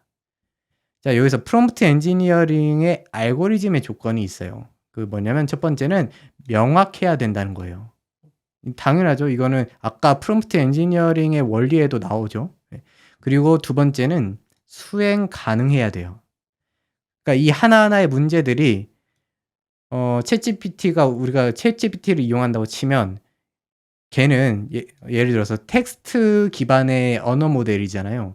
그럼 얘한테 근데 다짜고짜 뭐 예를 들어서 동영상을 던져 주고 이 동영상에서 나오는 등장인물의 모든 이름들을 다 추출해 주는 엑셀로 추출해 줘. 이런 식의 요청은 얘가 해결을 할 수가 없겠죠. 수행할 수가 없겠죠. 그쵸? 그래서 이런 식으로 수행 가능한지를 먼저 따져 봐야 된다라는 거죠. 그다음 세 번째 알고리즘의 조건은 효율성이에요. 그러니까 문제를 이렇게 잘게 쪼개는 건 좋아요. 왜냐면 챗GPT가 한 단계 한 단계씩 해결을 잘 하도록 하기 위해서. 근데 그렇게 너무 많이 쪼개다 보면 효율이 떨어질 수 있어요. 그래서 이런 패턴 인식과 같은 이 알고리즘 기법을 통해서 최대한 공통적인 것들은 하나의 카테고리로서 묶어 주는 거예요. 그걸 통해서 효율성을 달성할 수 있겠죠. 그래서 제가 이러한 알고리즘 기법이 실제 이 챗GPT를 이용하는 그 프롬프트 엔지니어링에서 어떻게 활용되는지를 저의 실제 예시로 보여드리려고 해요. 자, 어떤 예시냐. 저는 이런 식으로 프로그램을 만들고 싶은 거예요. 예를 들어서 제가 수업을 모집해요. 수강생을 모집해요. 근데 이 수업은 좀 특별해 가지고 아무나 들을 수 없게 하고 싶은 거예요. 이 조건을 만족하는 사람들만 들을 수 있게 하고 싶은 거예요. 그래서 그 수업 신청 페이지에 신청 버튼이 있겠죠. 그러면 그 신청 버튼을 누를 수 있는 사람의 조건을 이렇게 만드는 거죠. 그래서 보면은 하나씩 보면 지금까지 모은 그 홈페이지 강의 사이트겠죠. 그 사이트의 포인트가 2만 점 이상이거나 올이에요. 다 올. 온라인 강의 수료증이 1개 이상. 네. 혹은 메타마인드 제 사이트죠. 트레이닝 게임 플레이 수가 일수가 7일 이상. 이것도 조건이 까다롭죠. 하루에 몇 회 플레이했는지가 아니라 1회 이상 플레이한 일수를 계산하고요. 그다음에 네 번째는 메타마인드 활동 점수. 이거를 활동 점수가 뭐냐면 게시글 개수랑 작성한 댓글 수 이거를 각각 점수를 매겨 가지고 합쳐요. 그래서 그게 6점 이상. 그리고 마지막으로 프리미엄 멤버십 회원인지 여부. 이런 식으로 굉장히 좀 복잡하죠. 딱 봐도. 이렇게 5개의 조건 중에 하나 이상을 만족해야 이 수강 신청을 할 수 있도록 하고 싶은 거예요, 저는. 근데 저는 프로그래밍을 할 줄 몰라요. 사실 지금도 프로그래밍 언어를 많이 몰라요. 그냥 하다 보면서 이렇게 경험적으로 알게 되는 거는 있어도 저는 뭐 강의나 수업을 들어본 적이 없어요. 배워본 적이 없어요, 코딩을. 자, 그럼 이 문제를 어떻게 해결할까요? 얘를 이제 챗GPT한테 줘가지고 내가 원하는 코드를 얻어와야겠죠. 근데 단순하게 그냥 이렇게 주면은 얘가 잘 할 수 있을까요? 아니요, 못해요. 자, 실제로 제가 챗GPT한테 이렇게 지시를 해볼게요. 그냥 이걸 복사해가지고 그냥 붙여 넣어볼게요. 그럼 얘가 어떤 식으로 답변하는지를 한번 보는 거죠. 이게 여기 있네요. 이렇게 이걸 그냥 복사해가지고 이 챗GPT한테 이런 기능을 수행하는 코드를 작성해줘 라고 해볼게요. 아래 기능을 수행하는 코드를 작성해줘. 붙여놓고 엔터를 치면요. 만들어주긴 만들어줘요. 근데 이거 가지고는 이렇게 어디 있어요? 이렇게 내가 원하는 코드를 만들어줄 수가 없죠. 이 기능 자체가 이렇게 복잡하니까. 그렇죠? 그러면 이렇게 복잡한 기능을 어떻게 구현해야 될까? 할 때 여기서 이제 프롬프트 엔지니어링 기법이 다 사용되는 거예요. 이제 하나씩 분석을 해야 되죠. 분해를 해야겠죠. 먼저 알고리즘을 짜려면. 그래서 첫 번째 조건이 뭐예요? 지금까지 모은 포인트 2만 점 이상을 먼저 머릿속에서 이걸 어떻게 구현해야 될지를 먼저 머릿속에 생각을 해보는 거예요. 그러니까 저는 사실 머릿속으로 이걸 다 하긴 하는데 처음에 하시면 어렵기 때문에 어떤 뭐 빈 종이에다가 이걸 구현하려면 어떤 게 필요할지를 다 적어보는 거죠.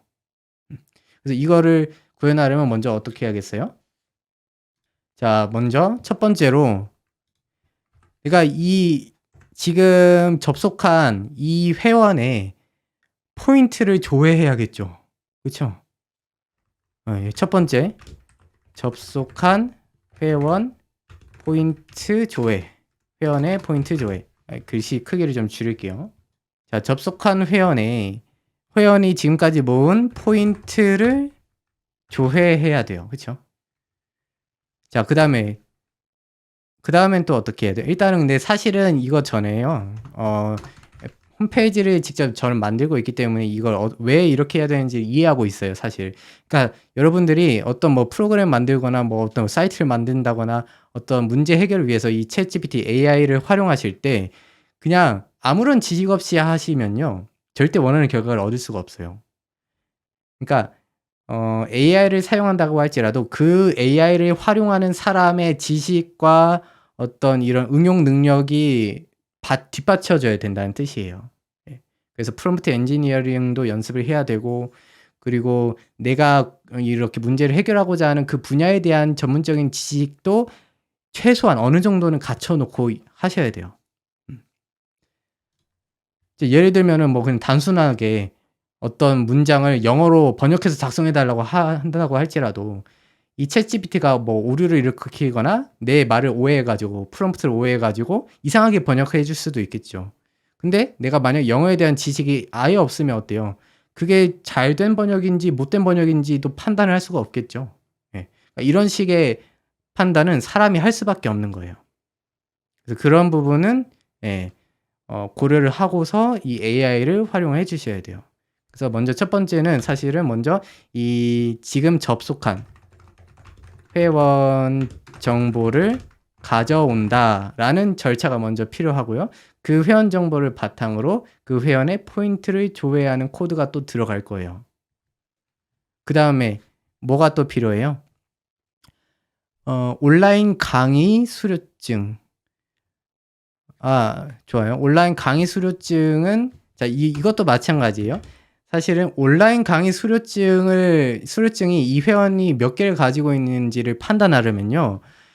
이 웹페이지, 이 웹사이트의 데이터베이스에 회원들의 수료증을 어느 데이터 테이블에 저장하는지를 내가 알고 있어야 돼요. 예. 그래야죠. 당연히 이 AI는 내 웹사이트를 당연히 접근 권한이 없기 때문에 데이터베이스를 들여다볼 수가 없어요. 그래서 이러한 지식이 있어야 된다는 뜻이죠. 그래서 그 회원의 먼저 데이터베이스 어떤 데이터 테이블, 그 데이터 테이블은 수료증이겠죠. 수료증이 들어가 있는 데이터 테이블에서 그 회원의 수료증 개수를 가져온다가 되는 거예요. 그러니까 이런 식으로 알고리즘을 짜셔야 돼요, 먼저. 그 다음에 자, 근데 그 수료증 개수를 가져오고 일단은 계속 이어갈게요. 그 다음 세 번째는 뭐예요? 제가 만든 그 트레이닝 게임의 플레이 일수가 7일 이상인지를 또 확인해야겠죠. 그러면 트레이닝 게임, 이것도 마찬가지죠. 이 트레이닝 게임, 이 회원이 이 게임을 몇 회나 실시했는지를 데이터베이스에서 가져와야 돼요. 근데 이 AI는 내가 만든 이 게임의 데이터베이스 테이블 명이 뭔지도 몰라요. 그쵸? 그래서 이러한 사전 지식을 미리 다 넣어줘야 되겠죠. 그래서 이 트레이닝 게임 횟수를 데이터베이스에서 가져온다. 그 회원의 트레이닝 게임 횟수를 가져야겠죠. 그 회원의. 자, 그런데 이때도 조건이 있죠. 하루에 몇 회 플레이했는지 총 플레이 횟수를 가져오는 게 아니죠, 지금. 그 1회 이상 플레이한 일수를 계산해야겠죠. 근데 이거는 그냥 그대로 써줘도 돼요. 이런 거는 챗GPT가 똑똑하기 때문에 어느 정도 다 이해를 하고서 코드를 작성해 줄 거예요. 그래서 그 횟수를 데이터를 가져와서 그 데이터를 기반으로 1회 이상 플레이한 일수를 계산한다라고 할 수 있겠죠. 그 다음에 이 네 번째 조건은 뭐예요? 메타마인드 활동 점수 6점 이상인지를 확인하는 거죠. 여기서는 뭐가 또 필요하겠어요? 지금 작성한 게시글 개수를 가져와야겠죠. 첫 번째로. 그렇게 해서 그 각 작성한 게시글 수에다가 곱하기 3을 해요. 그 다음에 또 그 회원이 작성한 댓글 수를 가져와서 그냥 이건 곱하기 1이니까 무시하고 그걸 다 더하면은 그 숫자가 이 활동 점수가 되겠죠. 그러면 이렇게 작성할 수 있어요. 데이터 마찬가지로 이것도 이 게시글이나 댓글이 내 웹사이트에 어떤 데이터베이스 테이블에 저장되는지 알고 있어야겠죠. 그래서 그 해당 데이터베이스에서 게시글 작성 개수를 가져와서 3을 곱하고 그 다음에 댓글 수를 가져와서 2를 더한다 라고 프롬프트를 또 작성할 수 있는 거예요. 그러니까 내가 원하는 기능을 그대로 입력하는 게 아니죠, 지금. 그 챗GPT가 잘 이해할 수 있도록 이렇게 알고리즘 기법도 적용해 가면서 프롬프트를 작성하는 거예요. 자, 그 다음에 마지막은 이건 간단하네요. 프리미엄 멤버십 회원인지 아닌지를 판단하는 거죠. 이거는 이거 좀 크기를 줄여서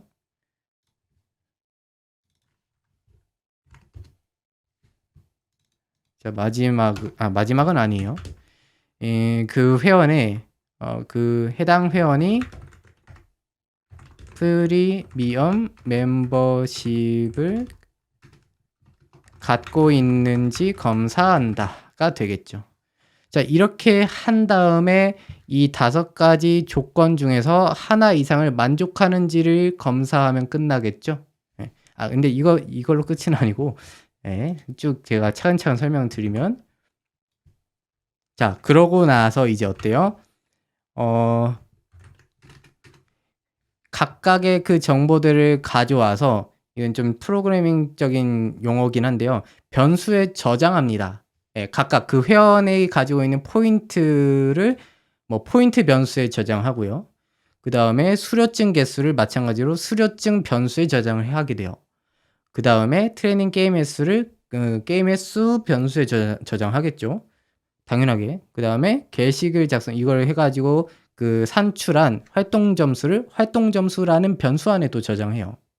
그 다음 마지막으로 프리미엄 멤버십인지 아닌지를 true and false예요, 이거는. 그래서 true and false의 여부를 이 프리미엄 멤버십 여부라는 변수 안에 또 저장을 해요. 그렇게 해서 최종적으로 이 5개의 변수가 만들어지죠.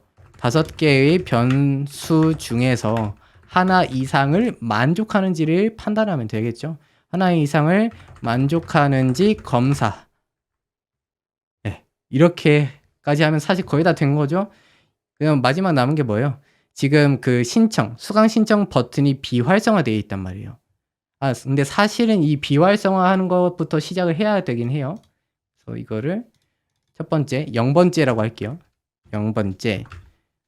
이 웹페이지에서 어떤 클래스를 가지는 그 수강 신청 버튼이 있죠. 그 버튼을 비활성화 시켜주는 코드가 또 필요하겠죠. 처음에 그 페이지를 로드할 때, 처음에 접속했을 때. 자, 그래서 이걸 다 검사해가지고 이 5개의 변수 중에서 하나 이상을 만족하면, 그러면 아까 처음에 이 0번째에서 비활성화 시켰던 수강 신청 버튼을 활성화하는 코드를 작성하면 끝나는 거예요, 이제. 하나 이상의 변수를 만족하면 수강 신청 버튼 활성화. 네, 이게 잘려서 안 보이지만 활성화까지 이런 식으로 알고리즘을 작성해 주는 거예요. 알고리즘이라고 해서 뭐 무슨 도표까지 그려가면서 이렇게 할 필요 전혀 없어요. 왜냐? 우리는 어차피 챗GPT한테 글자로 텍스트로 프롬프트를 입력해야 되기 때문에 굳이 도표까지 그릴 필요도 없어요. 네, 이렇게 그 절차를 잘 자세히 이 챗GPT AI가 잘 이해할 수 있도록만 정리를 해주는 거예요. 과정을 쭉 정리해 주는 거죠. 사실 이게 핵심이에요. 이게 핵심이에요. 이렇게만 하면은 내가 어떤 프로그램을 만들든 뭐 어떤 업무에 도움을 받든 어떤 요청을 하든 내가 원하는 거를 정확하게 얻을 수가 있어요. 그러고 나서 얘네들을 한꺼번에 입력하지 마세요. 지금 보면 벌써 9개의 항목이나 되죠. 얘를 한꺼번에 입력하면 얘가 에러가 나요. 그러니까 얘가 답변을 생성할 수 있는 토큰 수가 제한됐기 때문에 그 문장 개수가 제한됐기 때문에 중간에 끊긴다거나 아니면 너무 많은 그 사전 지식이 입력이 돼 버리면은 얘가 오해를 할 수가 있어요.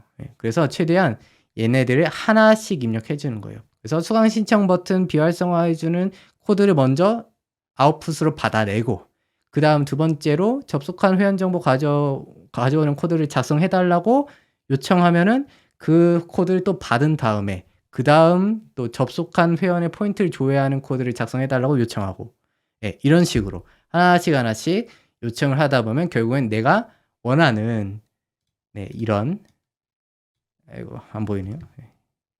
이건 지울게요. 이런 식으로 내가 원하는 하나의 전체적인 코드를 작성할 수 있게 되는 거예요. 그래서 최종적으로 그 각각의 함수들을 이렇게 하나의 코드 안에 집어넣을 수가 있겠죠. 이런 식으로 저는 작업합니다. 그러니까 뭐 이보다도 더 큰 기능을 탑재하는 그런 프로그램이나 웹사이트를 만들 때도 똑같아요. 원리가 똑같아요. 그러니까 여러분들이 이런 원리만 잘 이해하고 이걸 수행하는 그 연습만 하시면 뭐든지 다 할 수 있는 세상이에요, 지금은 사실은. 예, 저도 뭐 코딩할 줄 모르지만 이런 식으로 다 하고 있거든요. 자, 그래서 오늘 준비한 이 프롬프트 엔지니어링 기법에 대한 강의는 사실 여기까지고요. 좀 이제 앞으로 좀 뛰어난 이런 프롬프트 엔지니어링 기법이 많이 좀 뭐랄까 필수가 되는 시대가 올 거예요. 그래서 사실은 프롬프트 엔지니어라는 그런 직업 자체도 이제 생기는 마당이 됐죠. 예. 근데 제가 생각하기로는 그거를 직업으로까지 하는 것보다도 내가 일을 하고 있는 분야에 이 AI를 잘 활용하기 위해서는 사실은 이 프롬프트 엔지니어링은 필수예요. 그러니까 지금 우리가 어떤 회사에서 사무일을 볼 때 엑셀을 다루는 거 혹은 한글, 워드 작성하는 거 이런 거 다 필수잖아요. 이런 것처럼 되는 거예요, 이제는. 그래서 최근에 뭐 영국의 로펌 같은 데서 유명한 로펌에서도 프롬프트 엔지니어를 고용했죠. 예. 막 몇 억씩 연봉을 주고서. 근데 그거를 자세히 보면요. 단순히 이 프롬프트 엔지니어링만 잘하는 사람을 고용한 게 아니에요. 당연히 로펌 회사니까 법률적인 법률에 대해 전문적인 지식을 갖고 있는 사람 중에서 예, 그게 조건으로 깔려 있는 거예요. 그 사람 중에서 이 프롬프트 엔지니어링을 잘하는 사람을 뽑는다는 뜻이에요. 예, 이해가 가시겠죠? 그러니까 이제는 이 프롬프트 엔지니어링이 마치 지금 우리가 취업 준비를 할 때 컴퓨터 활용 능력처럼 필수적인 자격증이 될 확률이 거의 100%라고 봐요. 예.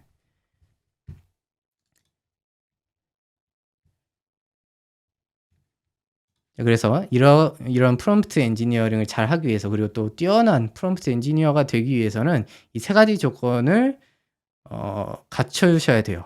첫 번째는 사용하는 AI에 대해서 이해를 해야 돼요. 사실 지금 제가 오늘 강의한 이 프롬프트 엔지니어링은 챗GPT와 같은 LLM, 라지 랭귀지 모델, 라지 스케일 랭귀지 모델, 그러니까 자연어를 처리하는 이런 NLP 모델에 한정해서 사용될 수 있는 프롬프트 엔지니어링이에요. 이거는 뭐 요즘 이미지를 만들어주는 그런 AI들도 있잖아요. 미드전이나 그런 뭐죠? 스테이블 디퓨전, 예, 그런 애들한테는 또 적용이 안 되겠죠, 당연히. 그러니까 내가 사용하고자 하는 AI를 이해하고 그 AI를 최대한 활용할 수 있는 프롬프트를 작성할 수 있어야겠죠. 그다음에 두 번째는 프롬프트 작성 스킬 자체죠. 예, 그래서 제가 오늘 말씀드린 그런 뭐 알고리즘을 짠다든가 아니면은 뭐 그 퓨션 러닝과 같은 그런 예시를 던져주고 미리 학습시키는 걸 한다든가 아니면 정보 제공하고 역할 부여해주고 이런 것들, 이러한 디테일한 스킬들을 그걸 숙달시켜 놔야겠죠. 예. 그래야 그 AI가 가진 성능을 최대한 끌어다 쓸 수 있겠고요. 마지막으로는 문제 해결 능력. AI에 대한 이해도 높고 그리고 또 프롬프트 작성 스킬이 뛰어나더라도 원하는 결과가 나오지 않을 수 있어요. 저조차도 하다 보면 막 막힐 때가 엄청 많아요. 근데 그럴 때마다 그 문제점과 원인을 분석해서 해결할 수 있어야 돼요. 그 문제점이나 원인이 나의 프롬프트에 있을 수도 있고요. 아니면은 뭐 챗GPT가 아직은 그것까지 할 수 없는 그 능력 밖의 일이어서 그럴 수도 있어요. 예. 그러니까 그런 거를 내가 그 파악을 하려면 그 AI에 대한 이해가 있어야겠죠, 첫 번째로. 그쵸? 그리고 두 번째로 내가 작성하는 프롬프트가 잘 된 건지 못 된 건지를 판단할 수 있어야겠죠. 그래서 앞으로의 전망이라고 한다면 기존에 각자 저마다 일을 하고 있는 그런 전문 분야, 그런 분야에서 프롬프트 엔지니어링을 잘 활용하는 사람들만이 남게 될 거예요. 살아남게 될 거예요.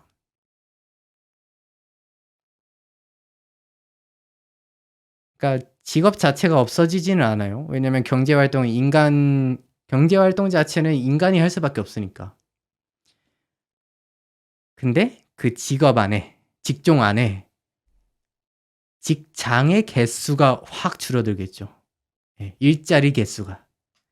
그중에서도 이 전문적인 지식을 갖고 있는 와중에도 그런 사람들은 많잖아요. 그 사람 중에서도 뭐 의사면 의사, 변호사면 변호사 그중에서도 이 프롬프트 엔지니어링 AI를 잘 활용하는 사람들이 살아남게 된다는 거죠. 그리고 이 프롬프트 엔지니어링 자체 이것만 사실 모르겠어요. 이거 요즘에는 지금 보면은 프롬프트 엔지니어라고 해서 새로운 직종이 생겼다고 하잖아요. 근데 사실은 제 생각에는 이것만 잘해서는 안 된다고 저는 생각하거든요. 예. 이거는 그냥 기본으로 깔고 가는 거예요. 이거는 기본으로 깔고 가고 내가 지금 몸담고 있는 그 전문 분야에서 이걸 활용해 가지고 AI를 활용해서 예. 그런 시너지 효과를 일으켜야겠죠. 저는 그렇게 생각을 하고 있습니다. 그러니까 AI가 여러분을 다 대체하는 게 아니라 그 AI를 잘 활용하는 사람들이 여러분을 대체할 거예요. 대체되지 않으려면 나도 AI를 잘 활용할 수 있어야겠죠.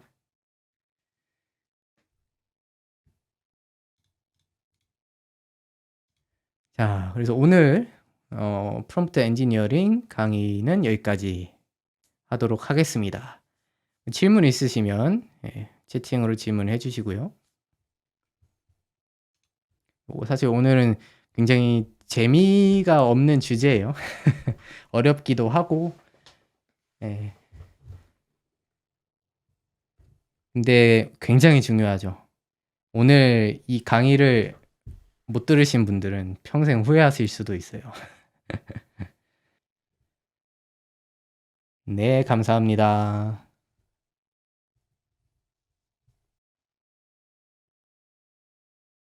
네. 재밌으셨다니 다행입니다. 예. 저는 사실 이런 강의를 취미로 하고 있습니다. 예. 그래서 뭐 이걸 이용해서 뭐 돈 벌려는 목적보다도 앞으로 좀 많은 사람들이 그 프롬프트 엔지니어링에 대한 좀 중요성을 깨달으시고 살아남으시면 좋겠어요. 예. 또 많은 분들이 걱정을 많이 하잖아요. 앞으로 AI가 발전하면서 '뭐 해 먹고 살아야 되나.' 그래서 한편으로는 막 '다른 새로운 분야를 공부해야 되나.' 그런 걱정스러운 의견들도 많이 나오긴 하는데 제 생각에는 그런 것보다도 내가 지금 가지고 있는 이 전문 분야에서 이 프롬프트 엔지니어링을 추가시키는 거죠. 어떤 제작 툴에 적용할 것인지 GPT한테 알려줘야 하는 거죠. 그쵸? 예, 맞습니다. 그래서 저 같은 경우에는 워드프레스라는 웹사이트 제작 툴을 이용해요. 그래서 당연히 그 알고리즘을 다 작성하면서도 그리고 그걸 입력할 때 내가 사용하는 제작 툴이 뭔지 워드프레스인지 아니면 그냥 파이썬인지 뭐 이런 식으로 뭐 하드 코딩을 한다든지 그런 거를 알려줘야죠 당연히. 예. 어떤 프로그래밍 언어를 사용할 것인지 워드프레스 같은 경우는 뭐 PHP를 라는 프로그래밍 언어를 사용하고 있고요. 뭐 파이썬을 이용해서도 만들 수 있겠고 네, 저도 뭐 코딩을 잘 모릅니다.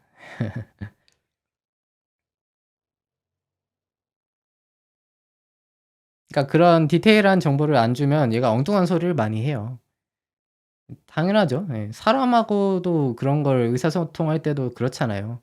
뭐 예를 들어서 내가 이 웹사이트를 만들기 위해서 뭐 에이전시에 맡긴다고 하더라도 예. "어떤 툴을 이용해서 만들고 싶다."라고 알려줘야겠죠 당연히. 예. 예 좋아요 한 번씩 눌러 주시고요. 예 구독 안 누르신 분들은 구독 누르시고 알림 설정까지 부탁드립니다. 어 그래서 다음 강의 주제를 고민하고 있는데요. 다음부터는 아마 직접 AI 웹 서비스 만들기 뭐 이런 것도 하면 좋을 것 같아요. 물론 제 밥그릇이 걸린 문제이기도 하지만 네. 어차피 이렇게 유튜브로 강의를 할 때 그 원천 기수까지 제가 공개할 생각도 없지만 공개를 한다 하더라도 이걸 이 유튜브 강의에서 다 다룰 수가 없어요, 사실. 너무 깊게 들어가는 내용이라서. 그래서 그냥 간단하게 나만의 AI를 만들기 뭐 이런 식으로 해 가지고 하면 재밌을 것 같습니다.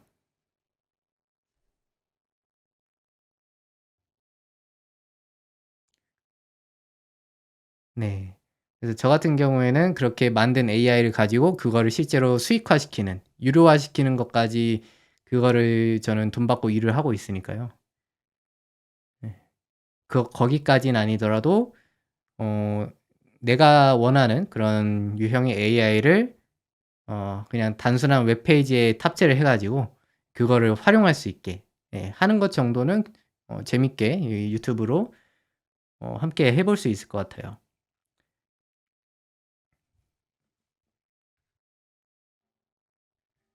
그래서 오늘 제가 이 강의자를 준비하면서 여러 가지 참고한 자료들이 있어요. 그거를 공유해 드릴 테니까 만약에 이 AI에 대해서 좀 더 자세히 공부하고 싶으신 분들은 참고하시면 될 것 같습니다. 제가 참고했던 블로그랑 이런 것들 채팅창에 공유해 드릴게요. 이것도 잠깐 좀 소개를 드리는 게 좋을 것 같아요. 이게 뭐냐면요. 이것도 블로그 같은데 프롬프트 엔지니어링에 대해서 예시와 함께 자세히 설명을 해 놨더라고요. 그래서 보면은 음 이런 식으로 요청을 하는 거죠. 챗GPT한테 "Tell me who invented the email." 그러니까 "누가 이메일을 발명했는지 알려줘. 말해줘."라고 질문하는 거랑 "Tell me about the person invented the email." 이메일을 발명한 사람에 대해서 말해줘. 사실 똑같은 말이죠. 그쵸? 똑같은 의미예요. 근데 이 각각의 질문, 똑같은 의미지만 각각의 문장으로 질문했을 때 이렇게 다른 대답이 나오더라는 거죠. 그냥 이렇게 질문하면은 이렇게 짧게만 그냥 대답하는데 about을 쓰니까 이렇게 또 길게 대답을 하는 거예요. 그러니까 얘는 이런 식으로 학습이 돼요. 그러니까 about이란 단어가 이 프롬프트 안에 있으면 '아 그것에 대해서 자세히 설명해 달라고 하는 거구나.'라고 얘가 확률적으로 판단을 한다고 이해할 수 있는 거죠, 우리가. 그럼 이런 것들을 계속 어 우리도 이게 써 보면서 결국에는 경험을 통해서 얻게 되는 거죠, 이런 지식들을, 이런 노하우들을. 그러면서 이거를 잘 활용할 수 있게 되는 거예요.